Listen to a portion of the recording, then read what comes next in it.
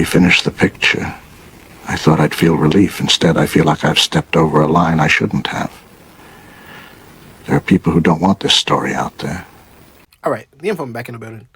So, I've watched the movie Eyes Wide Shut at least 10 to 15 times, if not 20, right? And it never dawned on me who the director of this movie was and why was this movie so good and so intriguing to a lot of people like myself that like to dig into the dark side of the industry, whether that's music or just entertainment industry, period, right? So the guy's name is Stanley Kubrick, right? And this guy he was a perfectionist. And a lot of the actors that said they worked with him almost felt like they were being tortured. So basically the same things we were seeing on these films, these people actually went through it, but because they were being compensated and it was for a creative vision purpose, they went through it. Now, this guy, he played in the movie A Clockwork Orange, right? Where this was the first time, from my knowledge, that the MK Ultra experiment was depicted on screen. Now, let me tell you how extreme Stanley Kubrick was. The guy that did the MK Ultra scene, he said in real life, it almost felt like he was being tortured. Those things are called lid locks. And when he first showed me a picture of a patient with these lid locks in, I went, "Ooh, yeah, scary." Yeah. And sort of, he went, no. Look at it and tell me what you think. I went, "Yeah, scary, yeah, but, huh." I went, "Surely you're not thinking I'm going to do that." He said, "Oh, yeah, I am." I went, "There's no way I'm doing that. No way. I mean, I'm an actor. That's torture. That's medieval torture." They even had an eye specialist on set promising the actor that he would feel no pain during the scenes. And he was lied to, basically. And for some reason, Stanley Kubrick had a fascination with the films he was choosing to do. Everything seemed to be about behind the scenes secrecy that the public is not supposed to know about. And I believe that's why he said in the beginning that he wasn't even happy that he did the movie Eyes Wide Shut after it was finished, because he knew possibly his life could have been in danger for being so detailed with that movie. Now, I'm just learning about this guy, and I'm going to keep it real because even the movie The Shining, I've never fully watched The Shining, but from what I've seen so far, I've seen so many depictions come from this movie into recently made videos or movies. For example, like the movie Ready Player One, they had a Shining scene in there that I didn't even know that's where it came from until I saw certain parts of the movie, the original.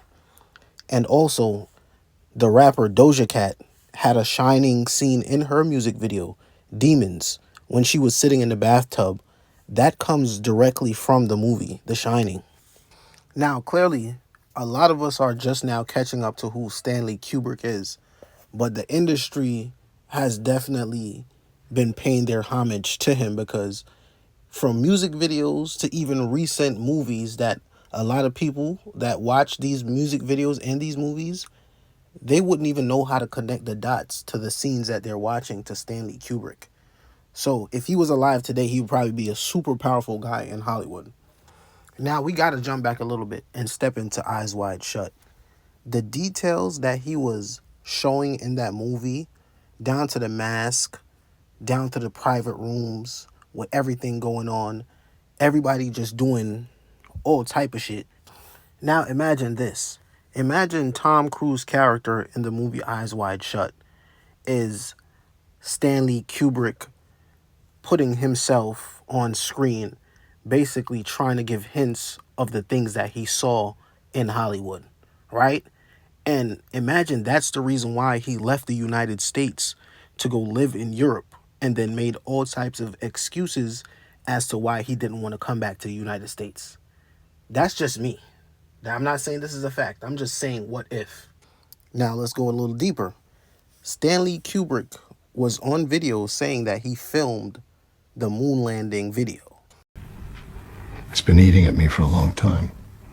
We didn't go to the moon, at least not when they said we did. They asked me to film it. And I did. I lit it, I staged it, I made it look the way the world expected. Now, if this was to be true, that means he's no longer just a director, because when you start getting certain clearances to start dealing with governmental entities, it goes a little deeper and it gets a little spookier. And that possibly could explain also why he stayed in Europe and didn't want to come back to the United States. Now, once again, I'm not making any claims. I'm just saying this is speculations that has followed Stanley Kubrick's name and brand for years. Now, mysteriously, Stanley Kubrick passed away just days before the movie Eyes Wide Shut premiered, right? So that means he spent years on developing this movie. But after him and his partners, the financiers of the movie, saw the details of the movie, Stanley Kubrick mysteriously dies, right? And he died of a heart attack, which is weird because why didn't he get a heart attack before the film was completed? But that is also speculation. I don't know. That's what they said he died of. Okay. But there was mixed messages about Stanley Kubrick.